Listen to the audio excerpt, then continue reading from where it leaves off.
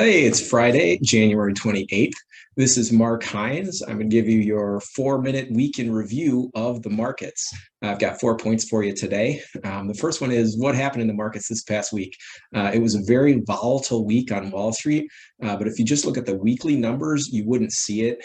For the week, the S&P 500 was up a little bit less than 1%, and then the NASDAQ, sort of the tech-heavy NASDAQ, was roughly flat.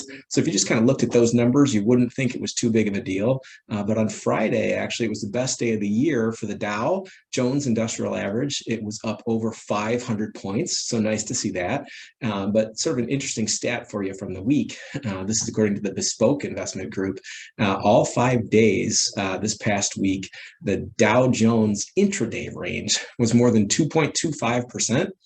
So that's a lot of volatility for one day intraday range. We've got that. Also, the 10-year Treasury yield rose for the week. Started out close to 1.75, finished the week closer to 1.85.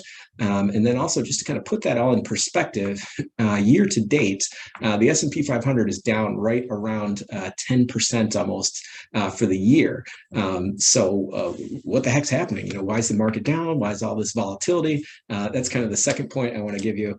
So what's going on in the market?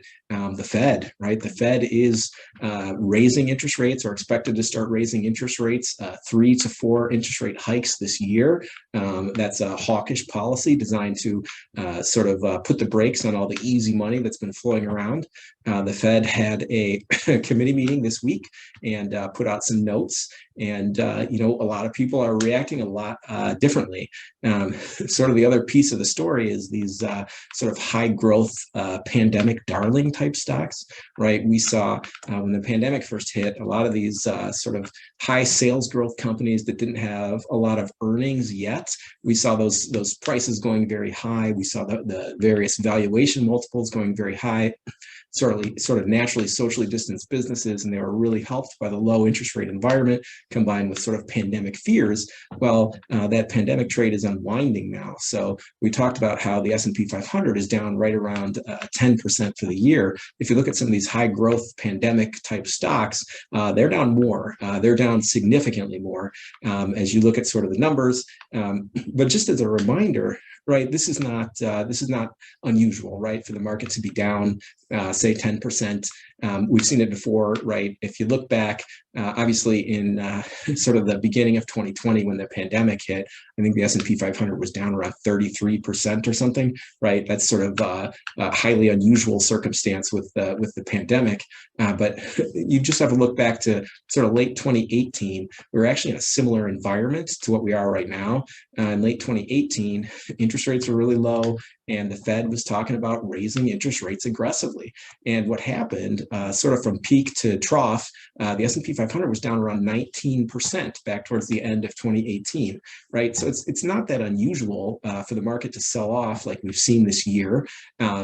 If you had panicked back then and sold all your stocks, it would have been a mistake, right? The market has come much higher since then. What should you be doing in your account, I guess, is the third point on my 4-point list here. Number one, don't panic, right? Don't sell all your stocks. Don't start hiding, cash money under your mattress, right? That's a bad mistake. The way, sort of from a psychological standpoint, people get euphoric when the market's up and they start piling money in at the top, right?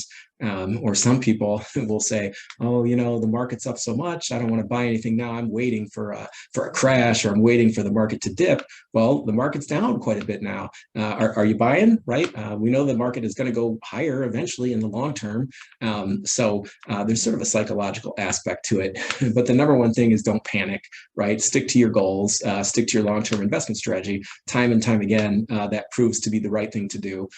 Sometimes I like to say one of my favorite all-time investors is Rip Van Winkle, because Rip Van Winkle fell asleep for years It's a lot of data out there that says, the best investors are the people who don't pay attention. The best investors are sometimes dead investors, right? Because they can't make these sort of short-term, emotional, panic-driven mistakes. So the advice right now in your own personal investment accounts, right? Stick to your strategy. Don't panic. I guess the other point here on this list on number 3 is there's a lot of great businesses out there that are still thriving, still doing really well. We saw earnings this week. Apple announced stellar earnings. Stock was up a lot. I guess some of those supply chain issues are clearing up, so that's good for Apple. Visa also put out really solid numbers, strong gains for Visa. And then one of my personal favorites, ServiceNow, really great numbers. That's a sort of software as a subscription business, super high renewal rate, very sticky once they land and expand those customers. So that's another one that I really like. And it's these great businesses that are going to continue to ultimately drive the market higher. So what should you be doing in your accounts? Don't panic. Stick to your long-term strategy. It's a winning strategy over and over again. Finally, the fourth and final point on this list here is the week ahead. What are we going to see in the week ahead? We're going to see more volatility. Probably, right? Volatility tends to be persistent. So it's probably not going to just vanish next week. We have a lot more earnings announcements coming up next week. Some of the big energy companies are announcing. We're going to get earnings from ExxonMobil. We're going to see earnings from EPD, Enterprise Products Partners, sort of a high yield equity type investment that a lot of people like. We're also going to see some earnings numbers from healthcare companies. We've got AbbVie and Eli Lilly are coming out with earnings next week. So we'll probably see more volatility, right? You're certainly going to see a lot more fear-mongering headlines, right? That's what sells the advertisements on a lot of those internet websites.